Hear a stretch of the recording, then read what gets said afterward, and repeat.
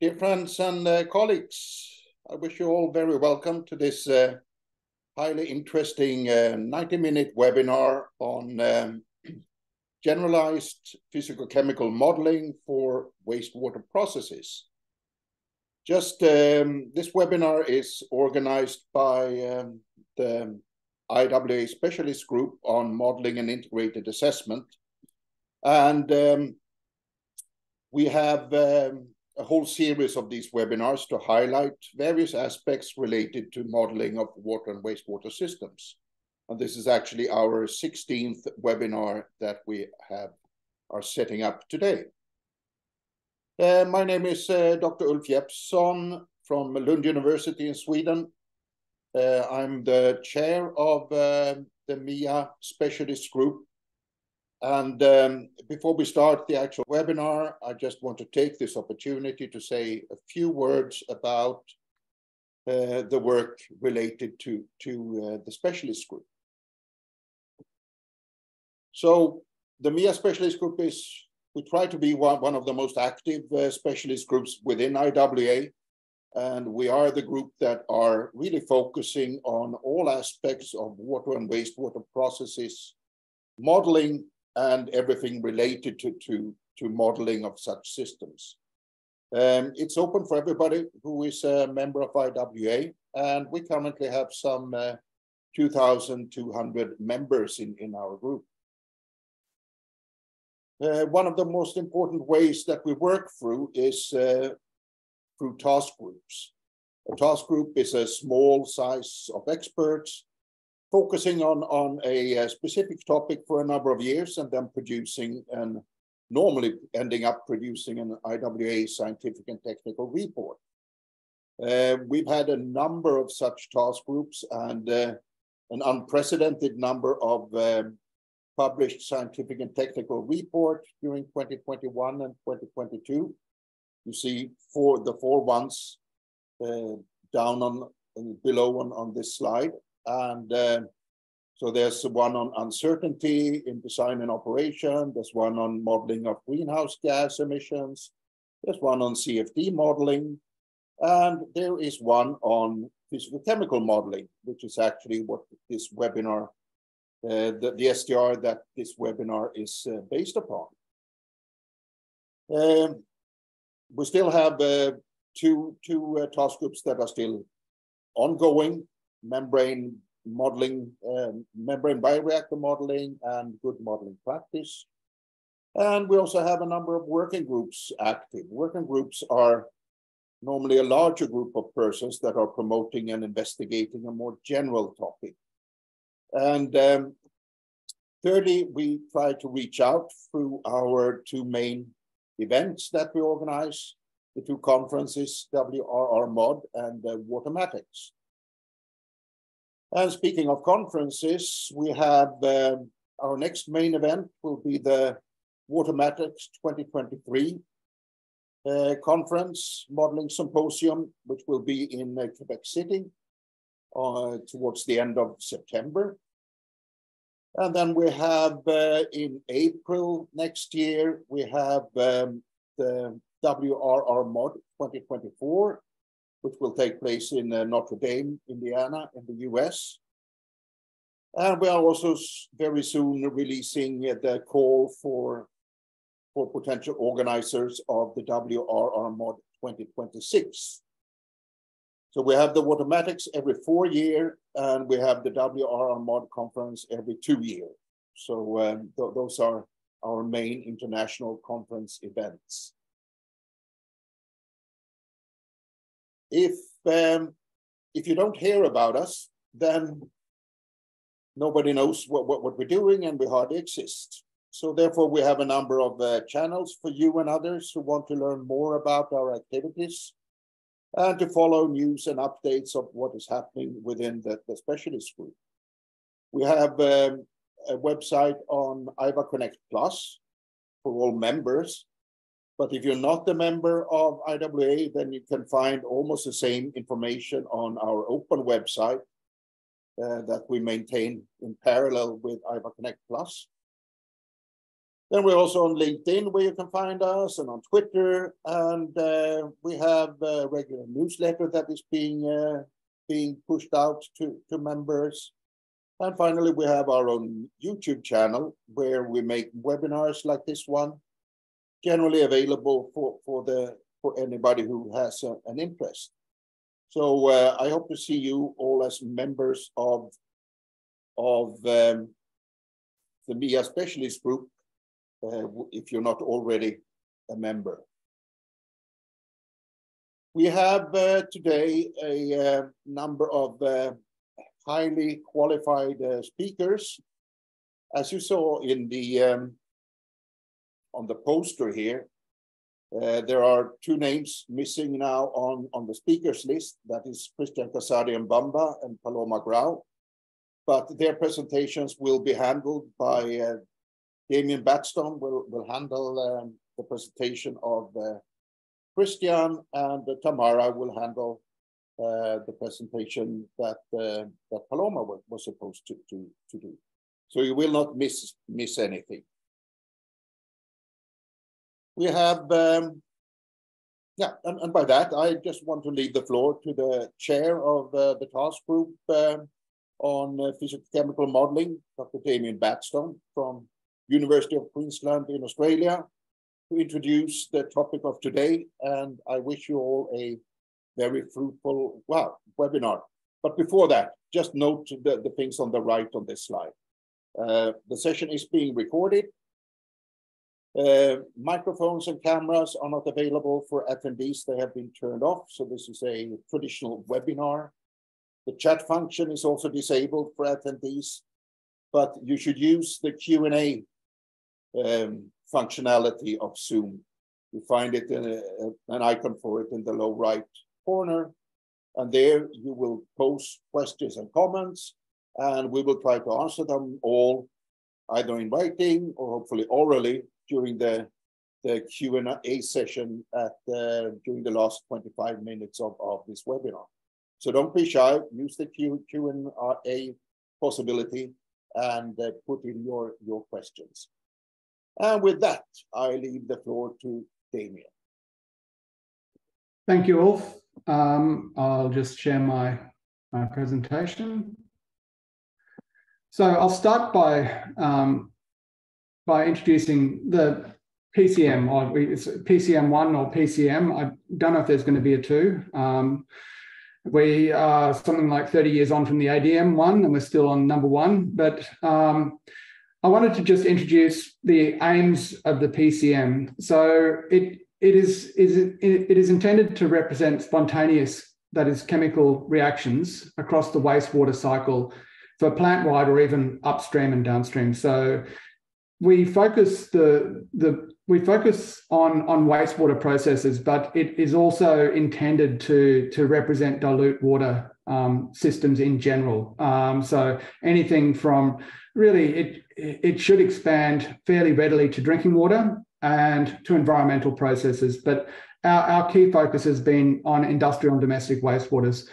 So we wanted to address issues with current chemical models particularly in wastewater systems, in wastewater models that were not able to handle really even domestic strength. And we can now manage, using the PCM, iron concentrations up to the % level, up to, but probably not including seawater systems.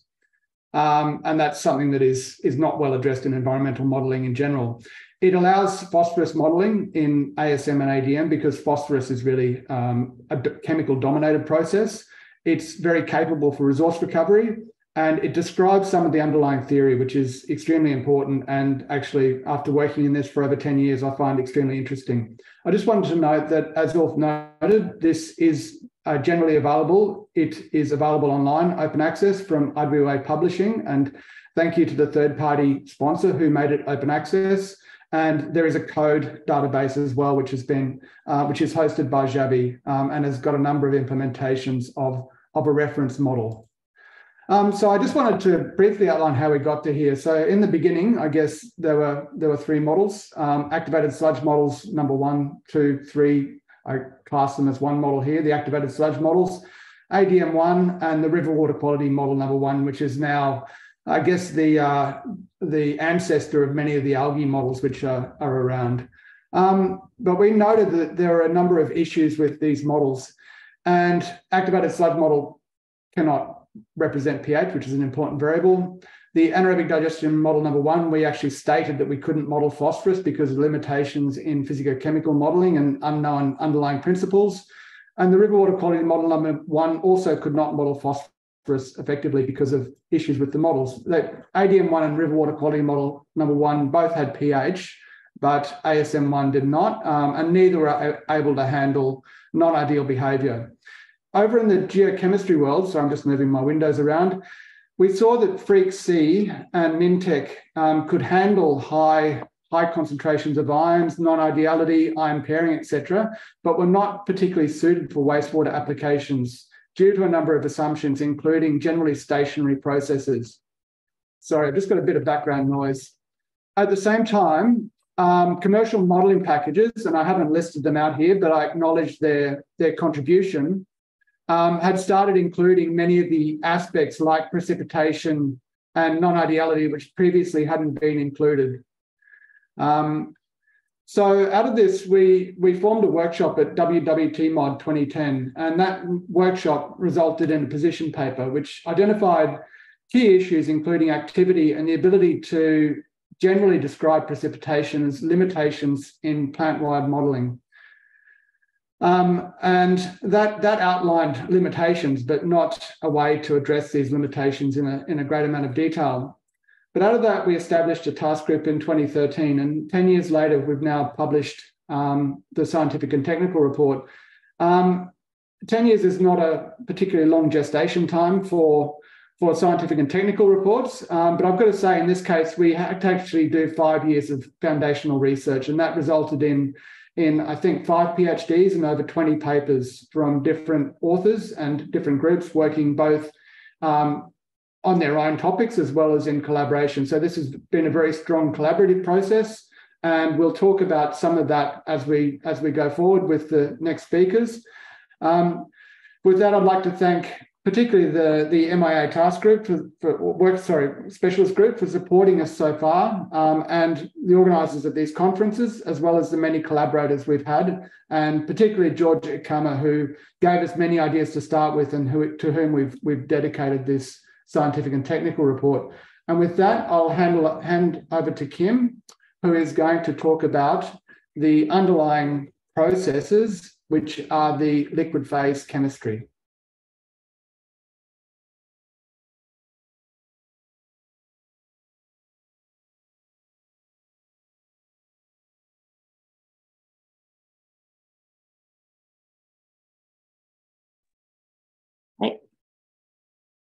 Good morning, everyone. Good afternoon, good evening, wherever you are listening to this webinar. So today I'm going to start a presentation about this STR with aqueous phase chemistry.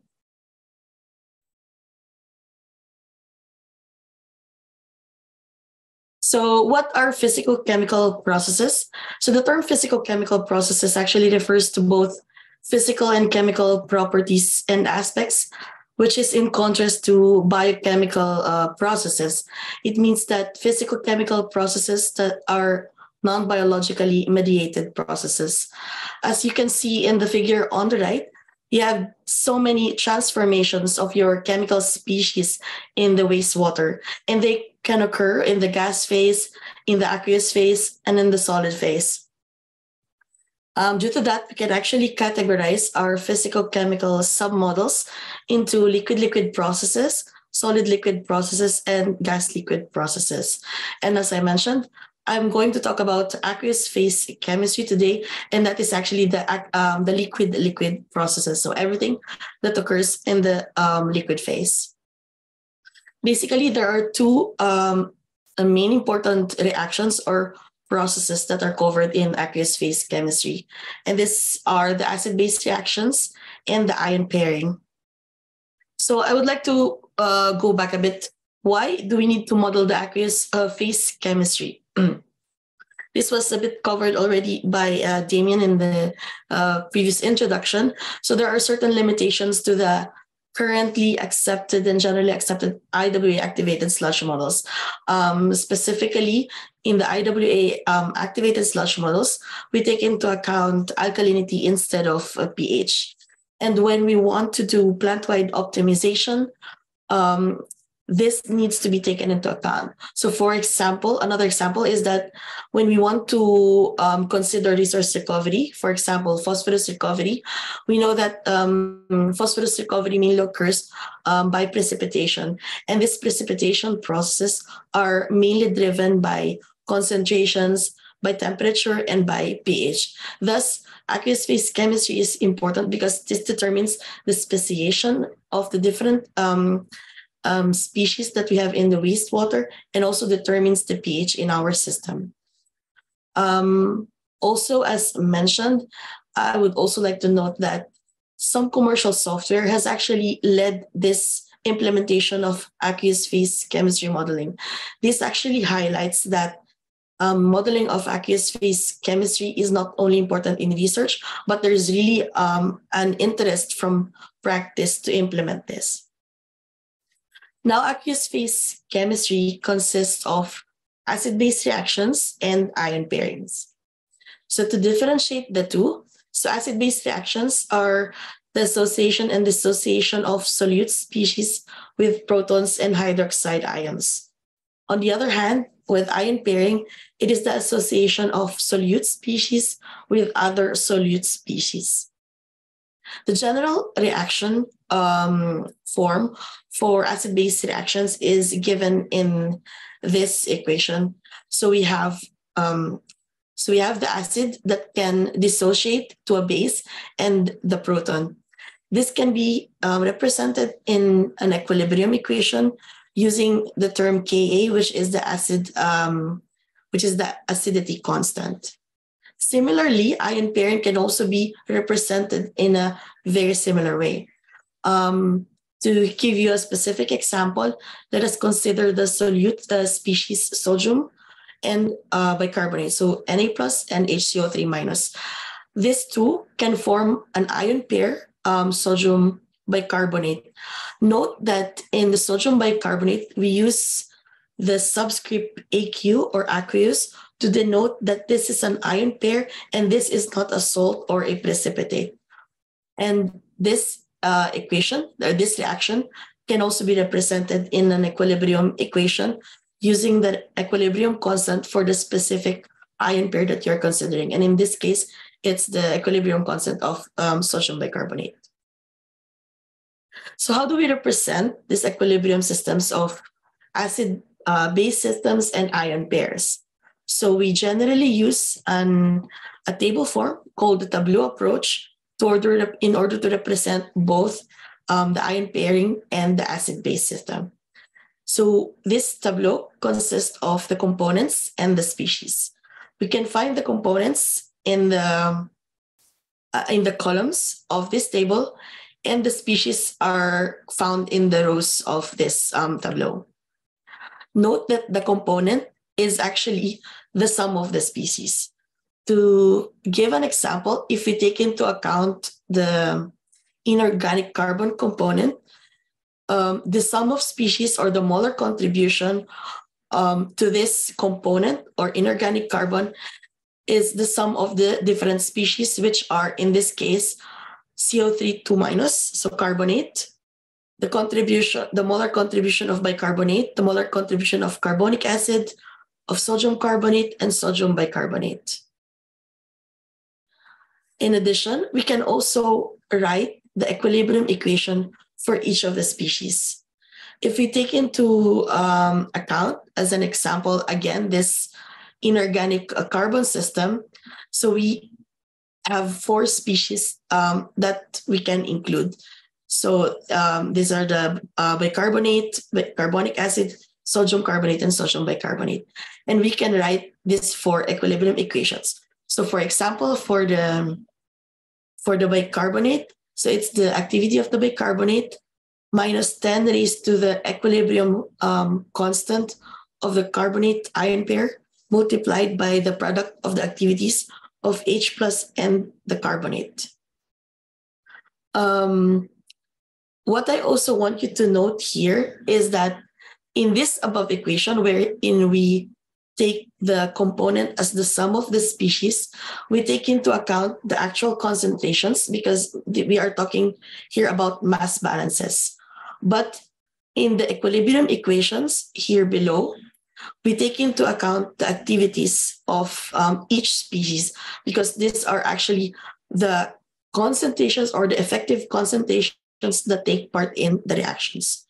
So what are actually these activities that are represented by these squiggly brackets? So ion activity is actually the electrostatic interactions of ions in the solution, which is measured via the ionic strength. So because of the electrostatic interactions, your chemical species behave as if they were less concentrated than they really are. This table here shows a summary of the different ion activity corrections that can be applied to your different systems depending on the ionic strength in order to achieve a pH error of less than 5. So one of the interesting levels here are levels 2 and 3 because these are normally what we work with in wastewater. So level 2 is usually what we have in domestic wastewater, and level 3 is usually what we have in the anaerobic digesters. So with level 2 and level 3, we can already apply some level of activity corrections. And actually, we have found that there should be an application of activity corrections once you have an ionic strength of greater than 0.2 moles per liter. How do we calculate this activity? So first of all, this ion activity is based on the ionic strength, which means it all depends on all the ions that are present in your system. So the ionic strength is the 1/2 of the summation of all the concentrations of your ions multiplied by the square of the valency of your ions. So the valency refers to the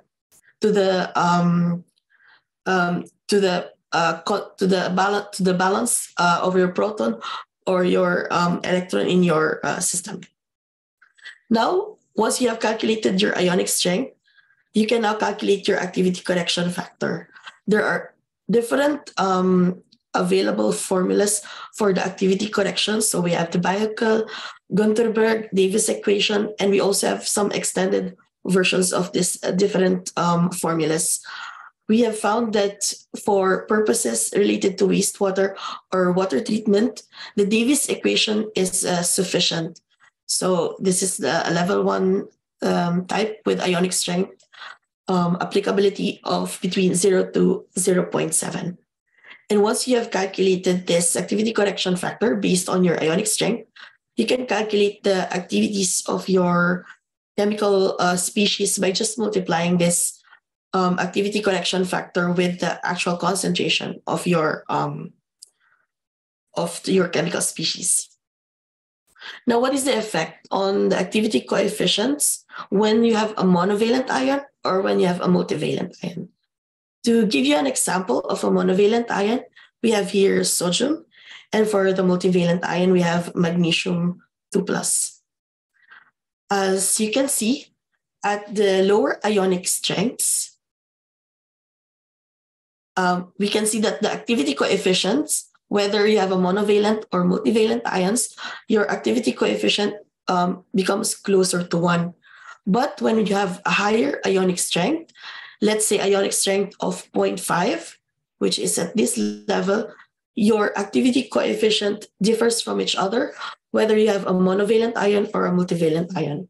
For example, if you take into account the Davis equation, we have an activity coefficient of about 0.72, which means that your chemical species will behave as if it is only 72% active.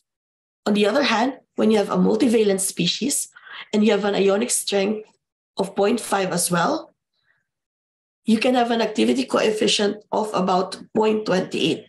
So it means just because we have a multivalent ion now, which is magnesium 2+, our chemical species will behave as if it is 28% active only compared to compared to a monovalent ion, which is only 72% active.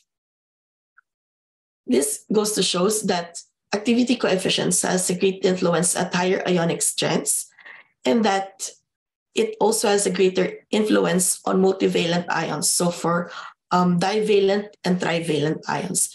And this is important, as I mentioned, with, for example, resource recovery, for example, for phosphorus recovery, because phosphate is a trivalent ion.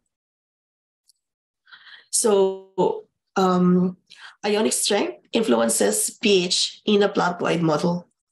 And the valency of ions, which are affecting the ionic strength, affects the species distribution. The higher the valency of your ions, the higher this effect is, and the higher its effect is on the plant-wide performance. All acid-base and ion pairing equations and parameters are fundamental. These are generally in aquatic chemistry books and geochemistry books, and have been used for already a very long time. And there are no more questions about the parameters that they have. And lastly, the acid-base and ion pairing model that developed here is generally applicable across the majority of water and wastewater processes. So they can be used as plug-and-play modules for different water and wastewater processes that you want to model. Thank you so much for your attention. Thank you, Kim. We'll now go straight to Sylvie to present gas-liquid transfer or gas-liquid interactions. And Kim did an excellent job on this presentation. I'd just like to say that this activity is a tricky problem because it changes a univariate problem to a multivariate. And we'll talk a little bit more about that at the end. But I'd like to hand over now to Sylvie to talk about gas-liquid mass transfer. Sylvie, the floor is yours. Yes. Thank you for the introduction. So I will take a few minutes to quickly go through the main aspects we have considered to develop a generalized approach for gas-liquid mass transfer. Similarly to the introduction of Kim, why do we need to include mass transfer processes in the models? Because many reactions in wastewater treatment and recovery are including mass transfer from a gas to a liquid, or from a liquid to a gas. And best known is the oxygen supply.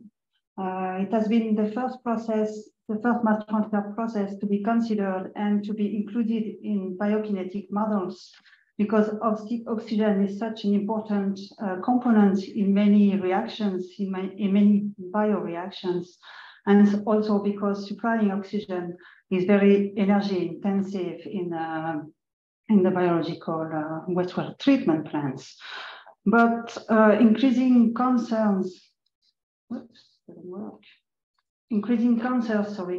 about greenhouse gas emissions, and as shown by Kimberly, the fact that we need to consider different equilibria in the liquid phase that may take into account gaseous components.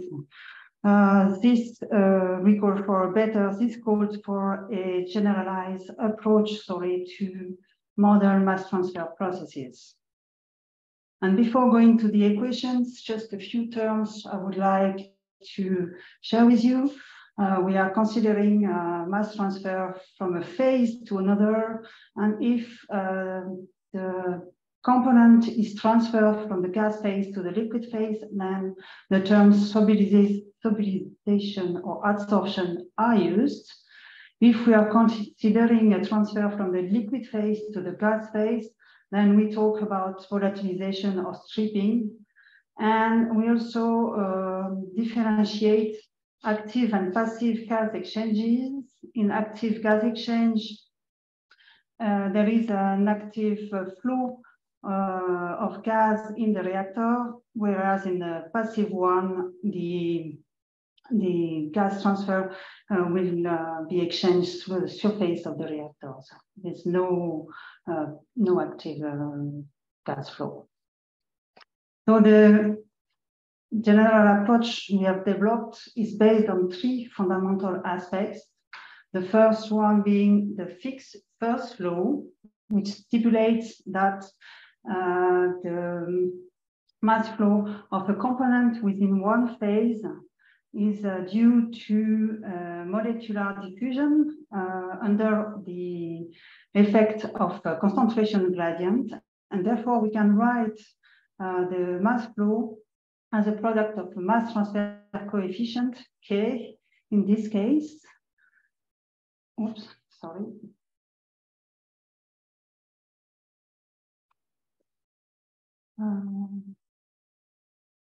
Was looking for the pointer. Yep. And so you can describe, the mass transfer as a product of mass transfer coefficient with a concentration gradient. And this is the first flow. Because we are considering mass transfer through an interface, the two-fin theory of Higby, which is already 100 years ago published, this two-fin theory considers that there exists a thin layer of stagnant fluids in the liquid phase and in the gas phase, and that the transfer, the gradient is within these two thin layers. And the last important consideration is that at the interface, there exists a thermodynamic equilibrium, which makes it easy to relate, the dissolved gas, the activity of the dissolved gas, with the activity of the gas phase. And within, as you may know, that it is very difficult to measure the concentration at the interface. So an overall mass transfer coefficients have been introduced this way. I will not describe all the equation in details, but what's important to see here is that the overall mass transfer resistance is the sum of the resistance in the liquid film and a resistance in the gas film. And considering the different solubilities of the gases we consider in wastewater treatment and recovery, we may simplify this equation. All in all, we develop this equation that represents the mass transfer rate as a product of an overall liquid side mass transfer coefficient multiplied by the interfacial area, which is the area of the interface divided by the volume of the liquids, and of the concentration gradient. This concentration gradient may be positive in case of gas solubilization and negative in case of gas volatilization. And I will just describe these 3 terms a bit more in details. For the overall mass transfer coefficient, this term may be either directly measured or derived from empirical equations. And the main one, or the best known one, is the Higby equations. But here I would like you to note that this equation is not valid for every cases. It has been used quite a lot in the different modeling approach, but sometimes it's not valid. For example, if you have passive gas exchange, you cannot use the Higby equation, or if the gas solubility is very high, you cannot use this Higby equation, but you may use the Sharma equation here, presented here. With the different equations that you may find in the book, we calculated the overall mass transfer coefficient considering a bubble diameter of 3 millimeters. And here, I just want you to notice that there is a huge range of mass transfer coefficients depending on the gas solubility. And last equation I would like to point out is this one, showing that there is an interesting correlation and direct correlation in between the mass transfer the liquid phase mass transfer coefficients of two gaseous components. Therefore, it's, one of these coefficients, you can calculate quite easily the one of another component. And this is very much in use in what we proposed.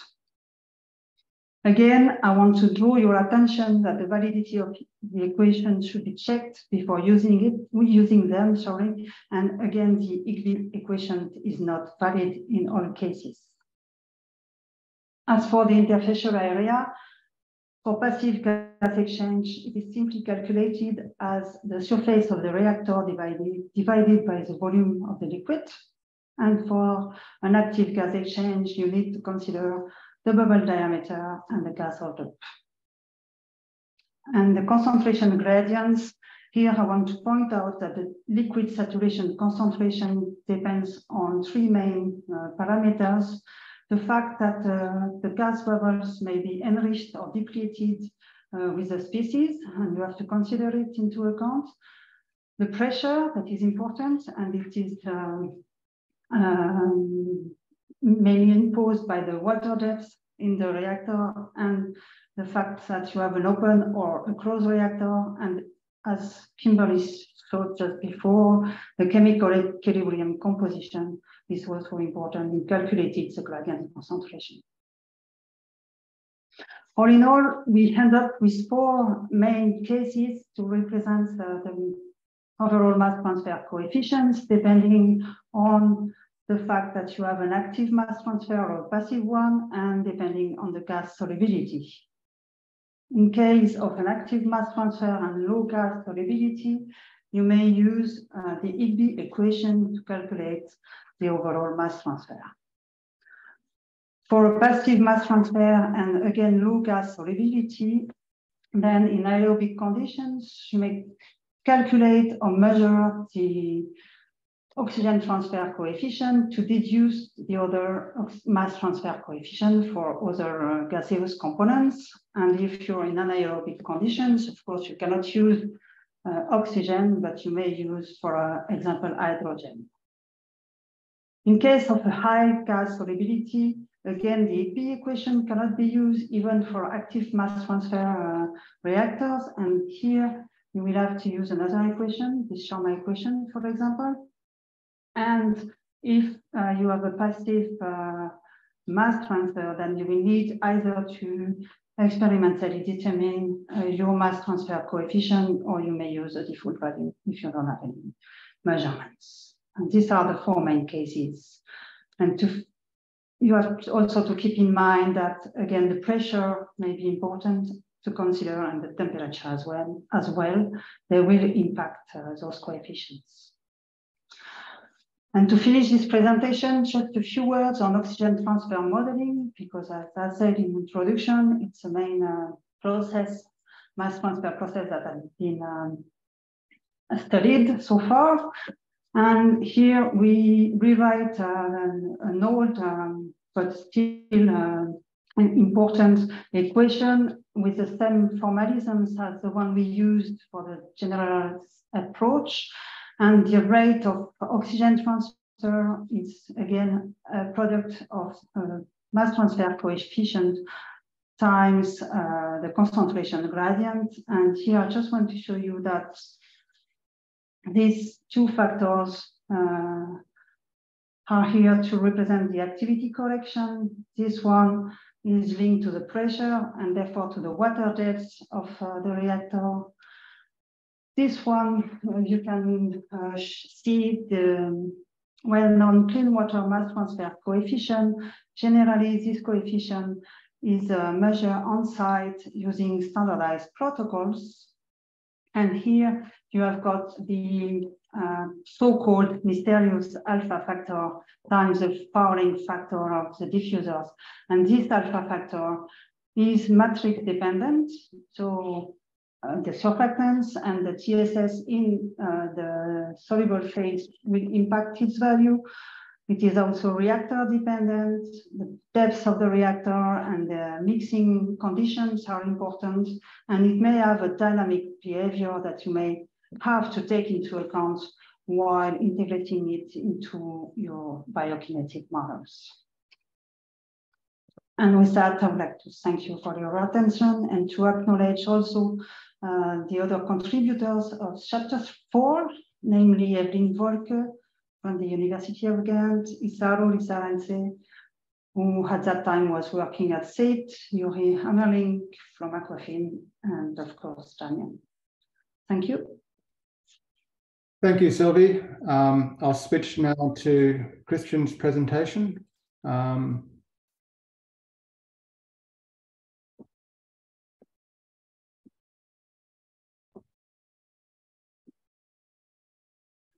Okay, so I would like to present modelling of precipitation and dissolution. So this was one of the main aims of developing the PCM in order to represent particularly phosphorus, iron, sulfur chemistry throughout the system.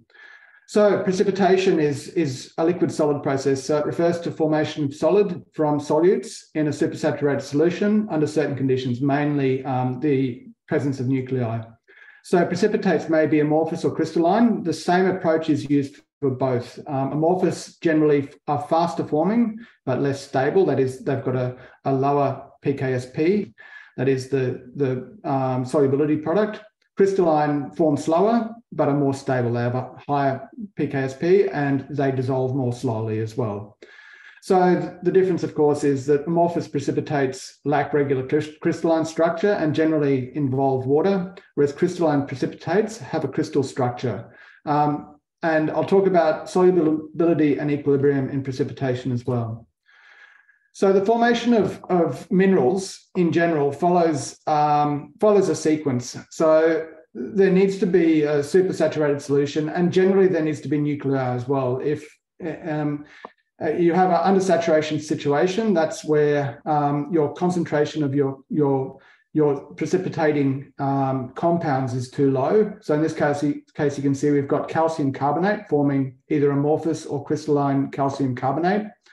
You can see also that these, in each case, are the divalents and in some cases trivalent species, which means that they're very heavily affected by activity. And that's why activity corrections and ion pairing are essential to actually model precipitation. Without that, you may be an order of magnitude out, as Kim showed with phosphate, and carbonate is affected the same. So under saturation situations, you will not get any precipitation. In fact, the minerals will dissolve. Above a supersaturation level, you'll then have a metastable condition. This is where existing crystals are stable, but new crystals will not form. You may get formation on existing crystals. And then you have a supersaturation zone, which is, depending on the level of existing crystals, may allow new spontaneous crystal formation. So the process in general is that in a labile zone supersaturation, you will get formation of nuclei, which can then, if you move into metastable saturation, allow for formation of larger crystals and crystal aging. And as crystal ages, it becomes more stable and will tend to form a crystalline mineral as well as the amorphous mineral. So things that affect mineral precipitation: the saturation extent, that is how far supersaturated you are; the pH, which is fundamentally affecting that. So carbonate concentration will increase with pH, calcium concentration will decrease with increased pH. And that's covered completely by the model that Kim presented, the liquid-liquid model. Some effect of liquid shear in that it makes minerals more available to the surface, but is generally covered within a lumped parameter. Temperature, of course, which is fundamentally considered throughout the PCM using the Van Hoft equation, which is a thermodynamic equation, and impurities, which may form competing nuclei, but that is also covered generally by ion pairing. So most of the way in which impurities will prevent precipitation is through ion pairing, which we in fact cover. So just to cover some of the types of minerals, well, phosphate and carbonates generally dominate, particularly in anaerobic digesters. You can see you've got a number of amorphous and crystalline magnesium and calcium carbonates and phosphates. Sulfur is important mainly as sulfides, particularly in the anaerobic digester, but also in the influent. As sulfide is transformed to sulfate, of course, you get that being released, because most sulfate minerals are not particularly, or have a high solubility. And then in the main bioreactor, apart from the calcium carbonates and phosphates, we also get iron and aluminium HFO, which is the hydrated ferric oxide, forming P complexes, which has to be handled a little bit differently. But we can also get things like struvite in the return streams, or even in the main digester. So how to handle these many minerals, and there's many more available as well. Well, there's a general framework which is used in different forms by most of the task group members and most external members as well. So these are not exactly the same, but generally there's one governing equation which describes the level of supersaturation. And again, you can see here we've got the activities. So the activity product divided by the fundamental constant, the solubility product. And this again is thermodynamically derived and is not a variable parameter. You don't have to change it. It's as in the book. So we describe the level of supersaturation. If it's above supersaturation, then the mineral has the capability to precipitate. We then have we include the fact that you need nuclei. So if you have already a high concentration of crystallized mineral, it will precipitate more quickly. If you have a very low concentration, it will precipitate slowly. You might note that if you have a zero concentration, it won't precipitate at all. But if you include an initial condition that has a very small concentration, then that will maintain even when there's undersaturated conditions. It will decrease but maintain. And then as soon as it's supersaturated, it will start crystallizing using that nuclei fairly slowly at the start, but then of course accelerating. Sorry, I'm just going to turn my laser on, fairly slowly at the start, but accelerating as that crystal accumulates. We then have a parameter which must be fitted. That can be fitted or estimated, but we found that there's actually three classes of this parameter. There's minerals that precipitate quickly, that is on the order of minutes, things like struvite. Moderately quickly, things like calcium carbonate, amorphous, which precipitate on the order of hours, and crystalline calcium carbonate, which precipitate on the order of days. So if you know what type of mineral it is, you can basically set this single parameter. So all the other parameters in the PCM, except for things like KLA, are essentially set by fundamental thermodynamics and are available from textbooks. But things like K-Cris, even though they're not, even though they're variable, the essential order of magnitude, and the same with gas liquid transfer, can be set by knowledge of the system. So I've already talked about that. Okay, so aluminium and iron phosphate formation is a bit of a different issue. So there can be a certain formation of these and this is of course extremely important for chemical phosphorus removal in mainstream wastewater treatment. So at very low pHs, which is not practical in our system, these can form directly aluminium and iron phosphates. But in the main wastewater process, the process of precipitation or removal of phosphates is by formation of iron and aluminium hydroxides. These are particulates, and then absorption of phosphates onto these hydroxide metal particulates, and then flocculation to form something that can potentially be settled out. So there's a different model specifically for aluminium and iron phosphorus removal, which is originally developed within SUMO by Alain Aduc, and that is incorporated in the PCM as a recommendation for these absorption type reactions. So very quickly, a couple of case studies. So this is the original synthetic precipitation process, and it shows the model as well. So we're looking at a multi-mineral system with calcium, magnesium phosphates, and carbonates. And you can see here that we've got, as we titrate up, the pH increases. You can see the acidity coefficient for the different minerals. In this case, we've got phosphorus. And when we add seed, essentially precipitation accelerates, and we form the struvite quite quickly in the order of minutes to hours. And we used nonlinear optimization to determine the K values. Used in a plant-wide context for phosphorus modeling. This is published in Water Research by Christian as well. Essentially, we validated the PCM in a full-scale wastewater treatment plant using the BSM2 plant-wide model with the PCM basically in the plant-wide context to replace existing chemistry models. I won't go through the details, but we got quite good effluent phosphorus prediction. So I'll conclude here by stating that there's different approaches even within the task group, but we use the same foundational approach, particularly with respect to amorphous and mineral calcium and magnesium carbonates and phosphates, with a special approach for metal hydroxides. Generally, there's a minimal number of parameters to be fit, and in many cases, these can be estimated based on foundational knowledge. And that is rapidly forming, moderately forming, and slow forming. So if you start from these bases, you'll end up with a fairly good initial prediction. And we emphasize that these kind of models are particularly important for nutrient and resource recovery. And I'll stop there. And I think the next presenter is Xavi, who will talk about applications and case studies.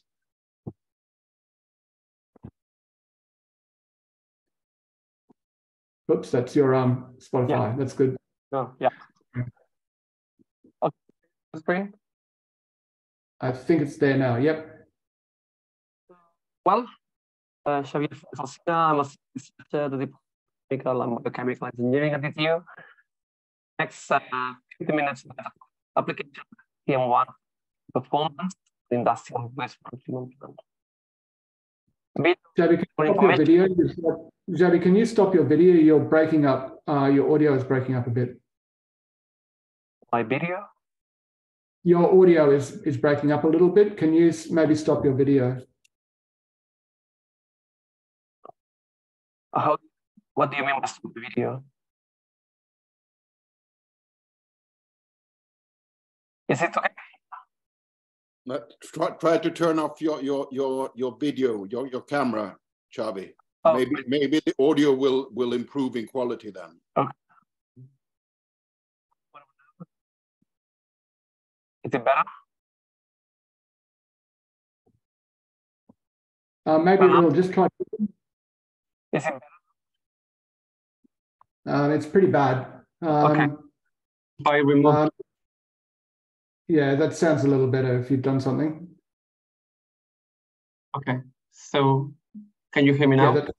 Yeah, that's good. Better. Yeah. Fantastic. So, yeah, a bit about the case study. It's the largest industrial wastewater treatment plant on Northern Europe. It treats the streams of two big biotech companies, Novozymes and Novo Nordisk. Just to give you an idea of the order of magnitude. So there is a pollution equivalent of 2.5 million people, but just concentrated in 10,000 cubic meters per day. The plant has a sustained increase in capacity demand, and it's integrated in the Kalundborg industrial cluster. A bit about the flow diagram. So the plant treats 5 different liquid streams and 1 solid stream. So about the liquid streams is fermentation media and downstream processing, and also like solvents, for example, ethanol, which are used during recovery processes. And then with respect to the solid stream, there is production biomass used during the different types of fermentations. When it comes to the outputs, we have biogas, which is used for in-house electricity and heat. Clean effluent that is sent to a municipal wastewater treatment plant. And then dewatered cake, and also like an inactivated liquid that is sent to an external biogas plant for the processing. More details about the flow diagram. This is what it's called the anaerobic water line, which is comprised of a buffer tank, a primary clarifier, a pre-acidification tank, 2 anaerobic granular sludge reactors. And then the biogas that is produced is sent to a biogas desulfurization tower, where the sulfide which is produced is removed before it's being introduced to the gas turbine for cogeneration. Then there is a more traditional, conventional aerobic water line, with different activated sludge reactors, alternating oxic and anoxic conditions, and then promoting organic carbon removal and nitrification and denitrification. Later on, there are a series of secondary clarifiers and also flotation units for final polishing. Perhaps, the most exotic part of the plant, this is the biosolids line, which receives, biomass, which are basically GMOs. And then according to European legislation, GMOs have to be handled before being released to the environment. So in this plant, they are sent to large inactivation tanks where pH is increased up to 12. It's left there for several hours. And then the effluent is sent to a series of centrifuges. So the solid part is the cake, and it's sent to an external plant. And the liquid part of the reject water is sent back to the aerobic water line.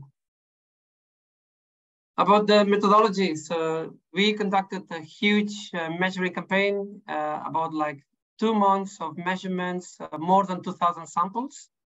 We had to develop different types of data reconciliation algorithms to close the mass balances and also reduce the error in the measurements.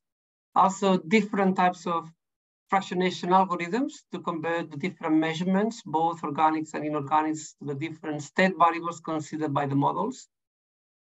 Proper run simulations, and then the final objective was to predict mass and volumetric flows. More details can be found in this recent publication in Chemical Engineering Journal. And we strongly believe that sharing is caring. So all the algorithms, models can be found in the GitHub account that we share with Lund University. So if we particularly focus on the PCM, so what I'm going to do now is go to the different parts of the plan, and then also the different units and which bits and pieces of the models that have been presented before were necessary to predict the different process variables. So for example, for the buffer tank, we needed pH prediction and ion speciation. Also for the different measurements that we had, we realized that we had calcium phosphate precipitation. Also for the pre-acidification tank, pH prediction, ion speciation. Gas liquid transfer, for example, to predict, for example, hydrogen formation that was formed during fermentation processes, nitrogen denitrification, also CO2 production. Then for the anaerobic granular sludge reactor, there was pH prediction and ion speciation, gas liquid transfer, for example, for hydrogen, methane, CO2, and sulfide, and also measurements indicated a certain degree of calcium carbonate precipitation. And then finally, for the biogas desulfurization tower, so we had pH prediction, ion speciation, gas liquid transfer, for example, from sulfide absorption to sodium hydroxide, and then the chemical process of oxidation from sulfide to sulfur mineral. When it comes to the activated sludge or the aerobic water line, again, pH prediction and ion speciation, gas liquid transfer, as we mentioned before, oxygen, nitrogen, and CO2. And then pure chemical processes, for example, like oxidation of sulfur mineral to sulfate, precipitation of aluminium phosphate, and redissolution of calcium carbonate that comes from the biosolid line, which I'm going to explain now. And then biosolids line, pH prediction, ion speciation, gas liquid transfer, for example, production of CO2, calcium carbonate and magnesium carbonate precipitation, and also aluminium phosphate precipitation as well. So if we look at the simulation results, we can see simulations in steady state. And then these are for different process variables. So we can see flow rate, COD, nitrogen, phosphorus, sulfur, sodium, potassium, calcium, magnesium, and aluminium. In red, we can see the simulations. And then in black with the arrow bars are the measurements at different parts of the plant. So for example, like after the primary clarifier, after the pre-acidification tank, after the anaerobic granular sludge reactor, after the activated sludge, in the underflow and the overflow of the secondary clarifier, and also in the underflow and the overflow of the centrifuges. So we have had quite decent predictions. So we could see an 11% deviation between measurements and simulations for all the different process variables that we were tracking and at different parts of the plan. Besides the totals, we could predict as well soluble and particulate fractions, for example, for COD, different oxidation states for nitrogen, for example, ammonia and nitrite. Then, for example, when it comes to phosphorus, calcium, and magnesium, we could describe both soluble and particulate. This was extremely tricky because we had to account for both precipitation and redissolution processes in the different units comprising the flow diagram of the plant. pH as well at different parts of the plant, and BSS, TSS ratio, which basically indicates the quantity of inorganic precipitates that we were having and in the particulate material. Again, very decent predictions. And these were steady state results, so also dynamics. And then what we can see in solid lines were the simulations, and then in red, blue crosses are the different measurements. In different parts of the plant, for example, like after the primary clarifier, after the purification tank, and after the anaerobic granular sludge reactor. And then again, you know, like flow rates, COD, nitrogen, phosphorus, and sulfur. So very decent predictions. So we had a calibrated model. So basically, we use this model for running different types of scenarios. And then we categorize scenarios in 3 main groups: refluxing, operational conditions, and addition of new technologies. So basically, refluxing is using or redirecting some of the streams that we had in the plan. Operational conditions is just changing the way that we were running some of the units. And then new technologies is, for example, like switching one technology for another, for example, like the addition of partial notification animals. So we conducted this scenario analysis, and then in collaboration with the people from the company. And then one of the things that we could see after running the different simulations is that we could increase capacity in the activated sludge reactor by 21%, and also in the inactivation tank for like 50%. When it comes to economics, so we could reduce the OpEx by 47%. And then also we conducted an LCA where basically we could improve the sustainability of operations by 39%. If you have more interest on this study, there are more details published in a recent publication in Water Research. So I would like to conclude with this. You know, a key aspect for the successful finishing of this project was a commitment from academia and industry when it comes to manpower, budget, and availability. So basically, we needed to have people from the company answering questions related to how the process was running and also how the measurements have to be made. The measuring campaign was crucial, you know, so we had flow proportional samples in basically in all the places, and also the quantification of total and soluble. I mean, this was very important to calibrate and to validate the PCM actually. And then one of the things that we realized is that traditional wastewater treatment plant models are based just in biology. But of course, you know, when it comes to industrial plants, PCM was very important too. In fact, we realized that most of the economics or most of the economic criteria were quantified using PCM. So that was why it was very important for this study. For example, energy recovery, energy consumption, or the use of chemicals. And then the plant-wide model, basically, when you have a model like that, opens the door to predict mass and energy fluxes, for example, to assess capacity liberation options, or assess OpEx, or quantify different types of sustainability. And the process was very interesting. So we always end up, meetings like learning so much. So it was a very informative process, learning and getting to know how the inorganics were behaving in the different parts of the plant. So thank you, Xavi. Sorry, yeah. We're just going to move on. Sorry? We've got to move on very, very soon. Is it okay if you wrap up? Sorry, yes. Sorry, Xavi. Yep. I might just, we're running quite tight on time, so if you can start putting your Q&A questions into the thing, and I'll ask Tamara to share her screen and start, and we can move straight into Q&A for the last 15 minutes of the session after Tamara finishes her presentation. So introduce Tamara, and Tamara, the floor is yours.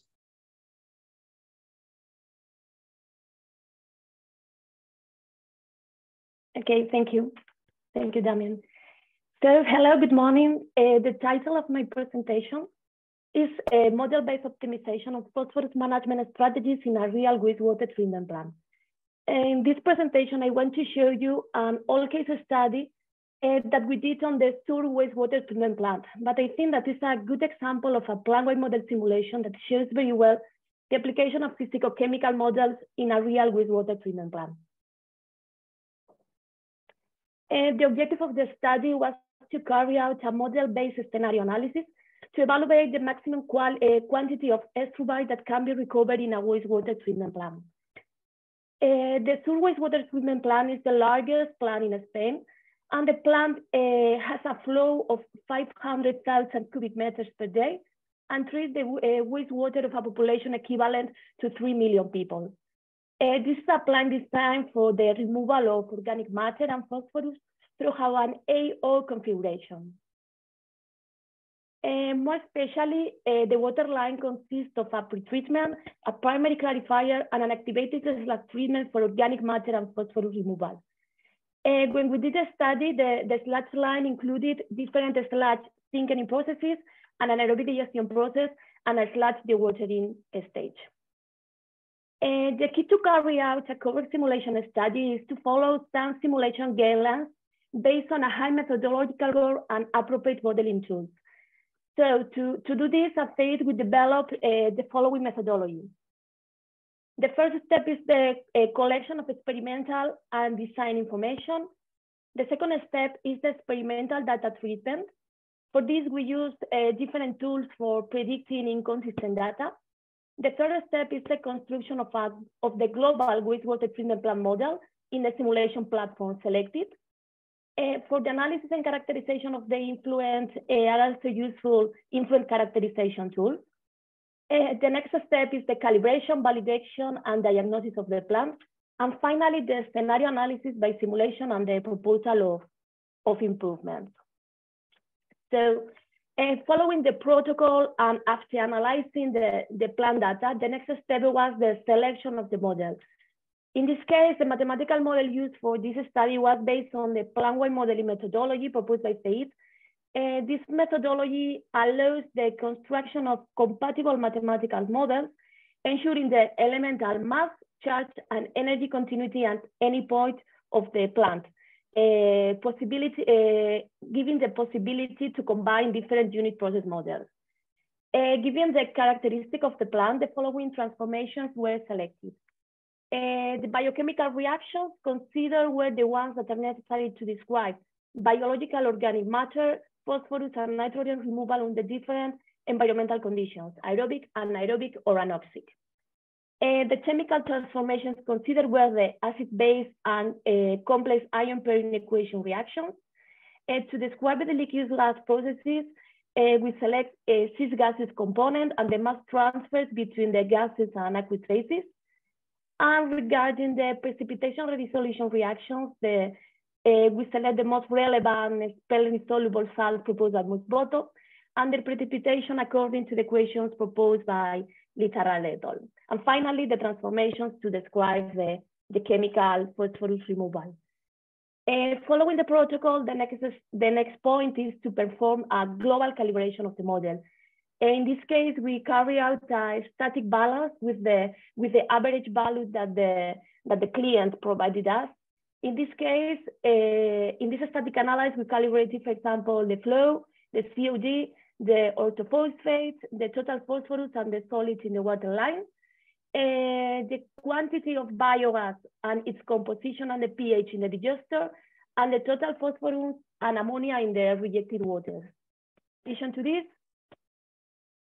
we dynamically calibrate also the concentration of total and volatile solids in the activated sludge reactors, the concentration of solids in the effluent, the concentration of COD in the effluent, the concentration of the phosphates in the effluent, and the flow and composition of the biogas in the anaerobic digestion. So once the model has been calibrated, we can move to an scenario analysis. In this case, the objective of this analysis was to analyze different strategies for waste-to-bite recovery. In this case, the first scenario is the base scenario. The second scenario is a precipitation. In the second scenario, precipitation unit was added after the dewatering unit to recover this extrovite from the digester supernata. In the third scenario, a redissolution tank was added to treat the secondary sludge and to prevent the uncontrolled precipitation of extrovite in the digester.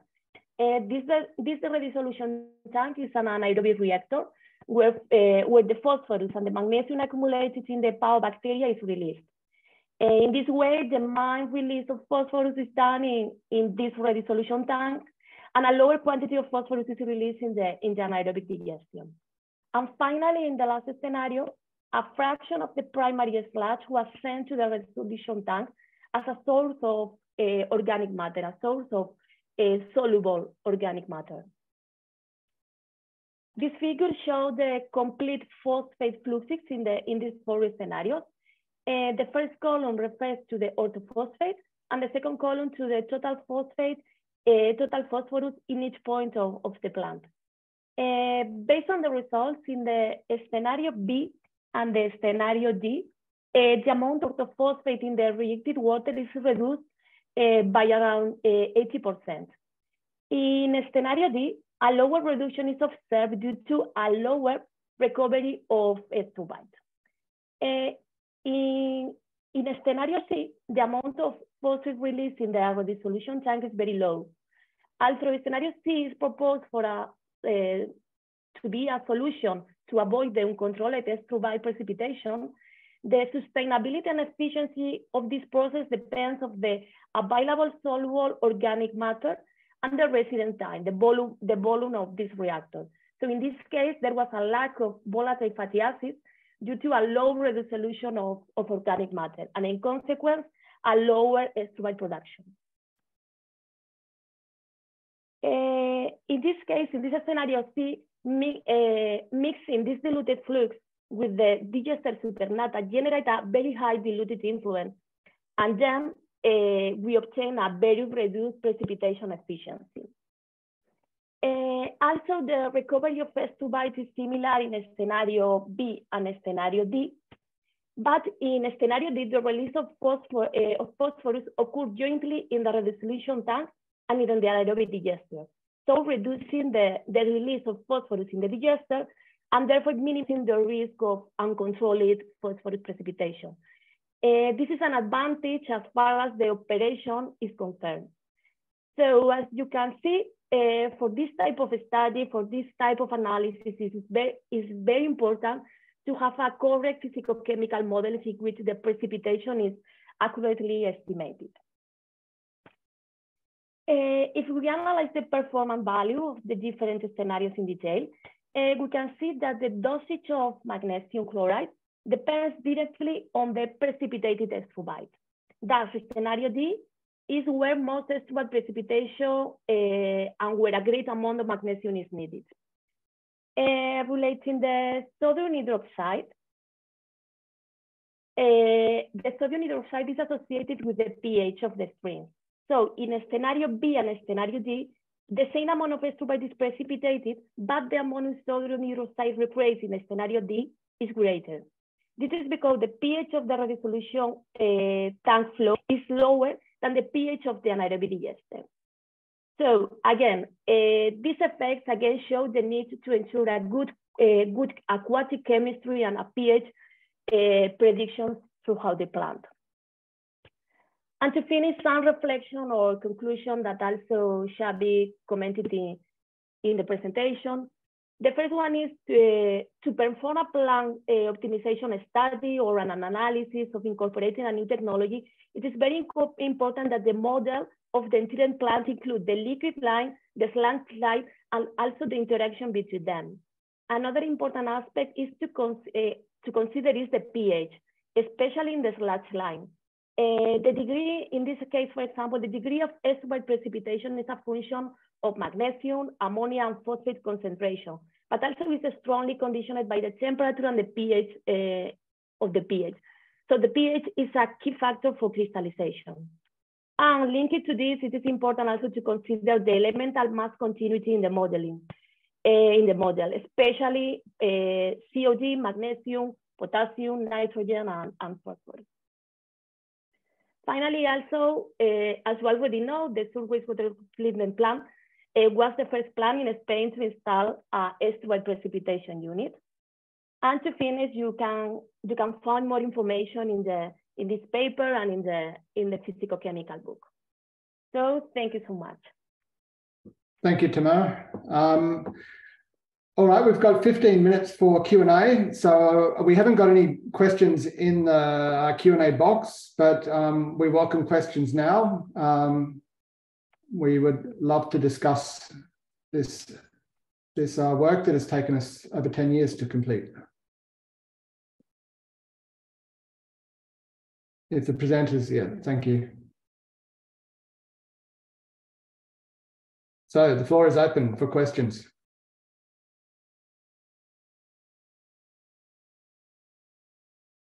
While the attendees think about questions, could you guys comment a little bit on the numerical issues with the generalized PCM model and in terms of complexity, simulation time, etc. as well?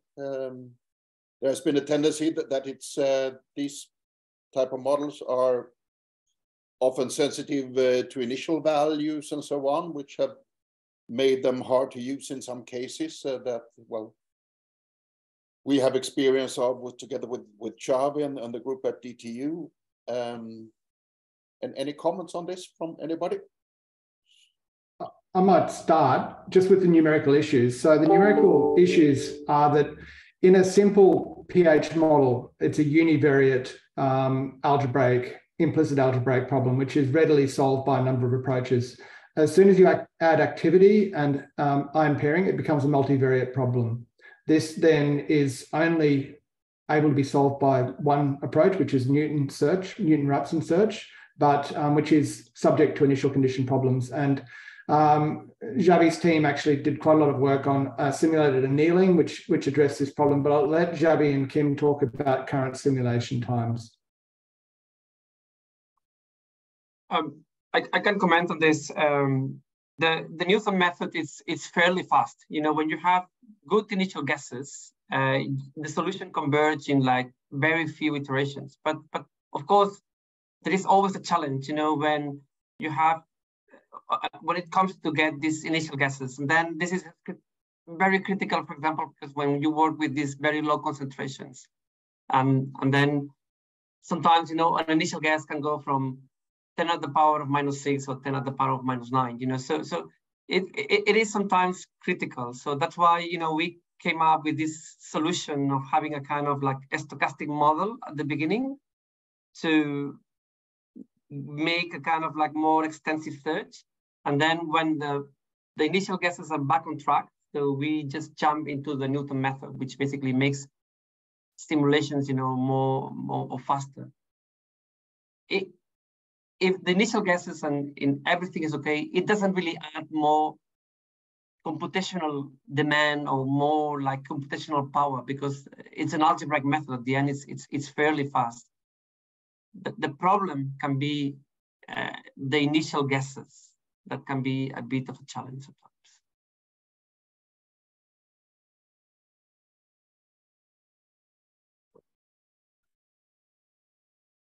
Okay.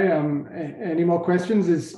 So we've got the code in, and one of the strengths of the model is that a lot of the things don't change. So coefficients don't change. Everything doesn't change. So once the memory is allocated, then everything is fast.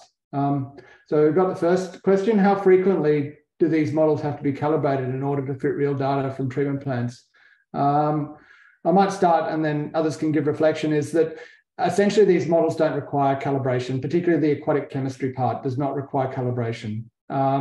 And the rest of it doesn't change nearly as much as the biological processes do. So once you've got a reasonable idea of the general kinetics, then very little calibration is needed. So many parameters are fundamental in thermodynamic and are embedded in the code. Others are much less so. I'll let the others reflect on that one in a second, but there's just one more question about dissolution. So so dissolution occurs natively by negative rate coefficient. So we don't have an if statement. It's just that if we have a saturation index below it happens at the same rate. There is an argument that the n could be changed for dissolution compared with precipitation, but at the moment dissolution just occurs according to the same equation. That is, it occurs under subsaturated conditions and it is proportional to the amount of precipitate available. But I think the Theat approach might be slightly different. Tamara, can you just quickly discuss how you handle precipitation, dissolution, I guess, importantly?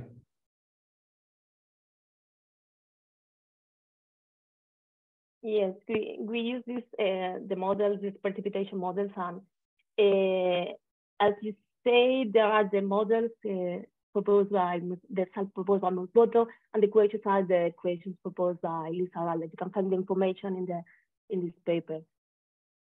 And just a quick thing on the sigma to the power of n. That's why it's -1. So it is handled by the -1 in the equation, which then makes it negative when saturation index is below supersaturation. Otherwise, if we just had a to the power of n, you're right, of course, we would always end up with a positive right-hand side. But if it's -1, we end up with a negative right-hand side.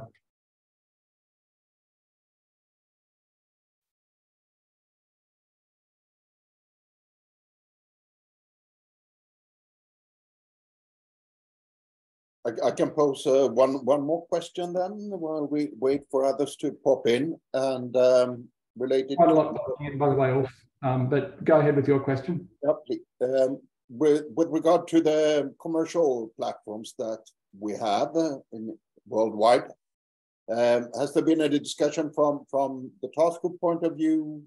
Because most of those platforms now have some version of a physical-chemical model within them, which may certainly not follow the recommendations now of the task group, and can make modelers' life a little bit difficult, since different platforms will have different version of how this is described. Is there something ongoing in terms of discussion on that, so that the generalized PCM that the task group has developed will be available in the commercial platforms? Imre was quite involved with some of the chapters, and in fact, their approach towards phosphorus modelling has essentially been taken by the PCM. I suspect so. BioWin originally had a foundation that is incompatible with a very broad generalised approach. It was focused on what they regarded as being problems, and it's correct. And certainly they were way more advanced than the ASM or ADM by the time we started the PCM. I suspect that elements are being incorporated the same way that ASM and ADM elements have been incorporated to generate the model that they want.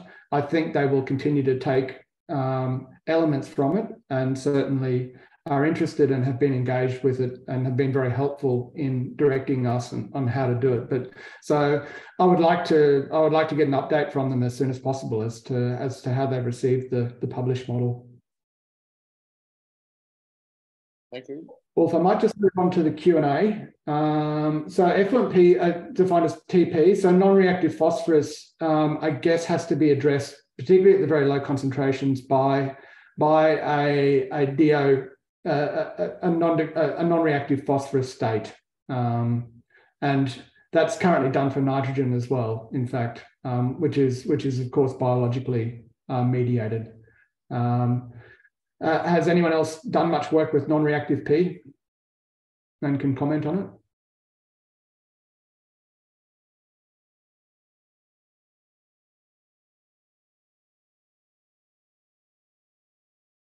So I think the best way to handle it is a DOP or a non-reactive P state, the same way it's done with DON. I don't think it precipitates or participates in the chemistry when it's non-reactive because it's biologically bound. I guess that's that addresses the question. I think you're referring to non-reactive P as in phytate or biologically bound P. Is that correct?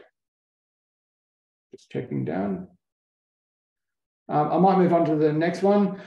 Are we solving the PCM simultaneously with biological models? Yes, that is correct. So the biological models provide the components that Kim outlined. So the inorganic carbon, ammonia, which is inorganic nitrogen, sulfur or sulfate, sulfide, are all provided essentially by the biochemical models.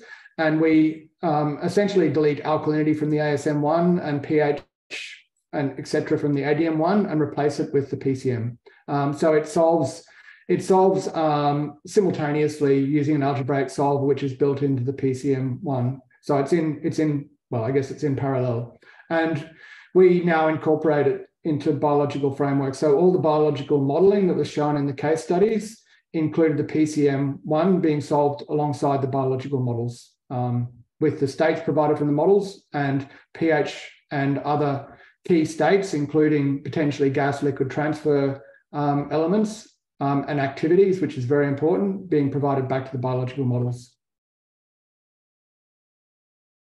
How have dissolved and salt P concentrations been distinguished? So essentially we dissolve P, if it's paired or not, as the paired state. So we will have a paired calcium phosphate state, which is dissolved. So certainly if it doesn't pass through a 0.45 micron filter in our validation, it's regarded as precipitated P in one form or another. Just see, and Tom, just for your reference, the Kim's presentation, of course, will be on the video of the session as well. Any other comments on these questions from the panel?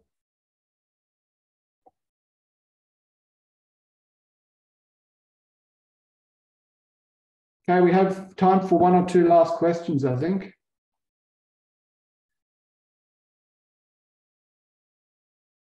Just to add a bit, what you already said, Damien, about calibration and the number of case studies. I think it's increasing. So we have several case studies, where we have applied the PCM to different full scales.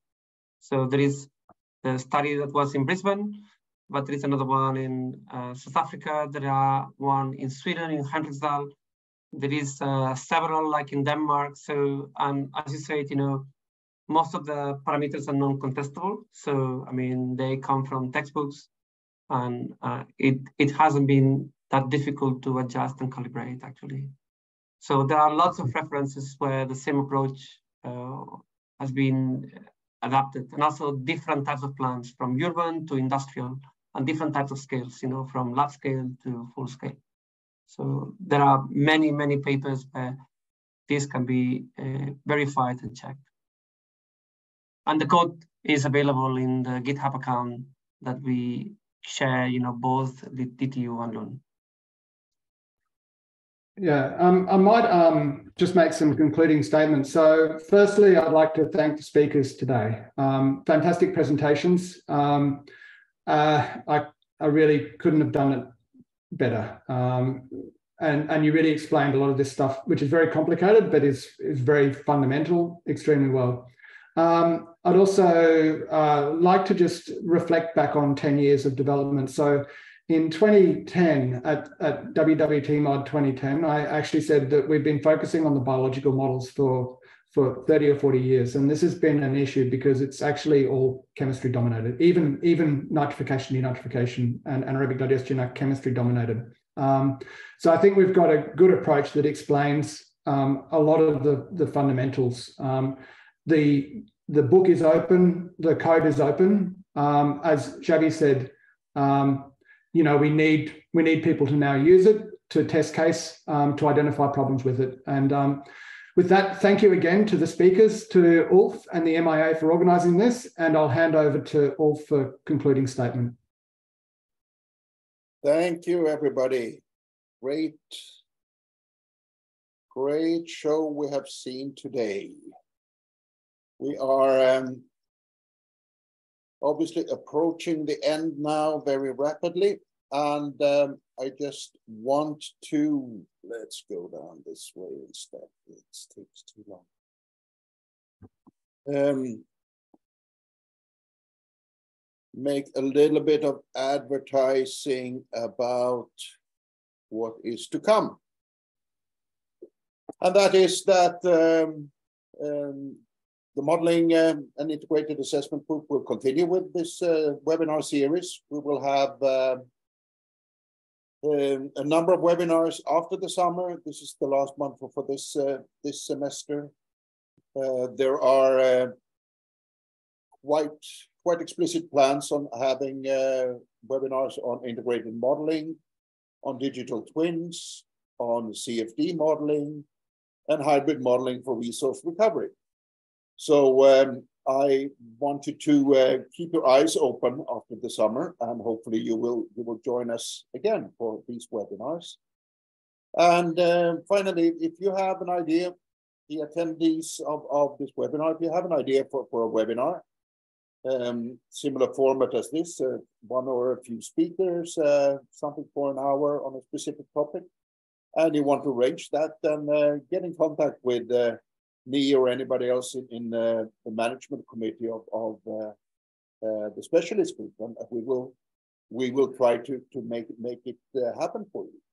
So don't be shy, get in contact, and we see what we can do. With that, once again, great thanks to all the presenters, thanks to the audience, and as you know, the video will soon be available as well if you want to recheck, and also the PDF files, or the PDF file of all the presentations will also be made available for everybody who registered for the webinar. So it will soon come. Thank you then. Bye-bye. See you soon.